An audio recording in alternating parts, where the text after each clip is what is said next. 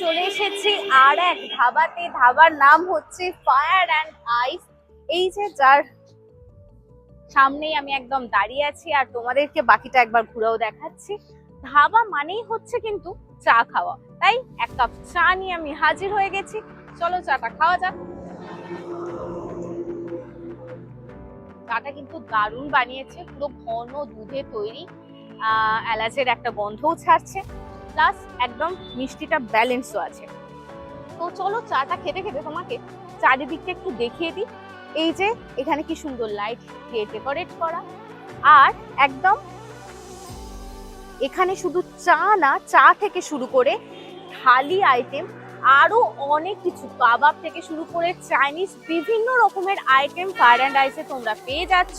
দুপুরে লাঞ্চ থেকে শুরু করে রাতের ডিনার সবকিছুই আছে ফায়ার অ্যান্ড আইসে। তাহলে দেরি করছো কেন, একবার চট করে ঘুরেই যাও ফায়ার অ্যান্ড আইসে। আর কিরকম লাগছে বা তোমাদের কিরকম অভিজ্ঞতা আমার সাথে শেয়ার করো। আমার অভিজ্ঞতা তো দারুণ, অনেক কিছু খেয়েছি, চাটা ফাইনালি খাচ্ছি, আরো অনেক কিছু খাবো, সবকিছুই তোমাদেরকে দেখাতে থাকবো। চলো টাটা।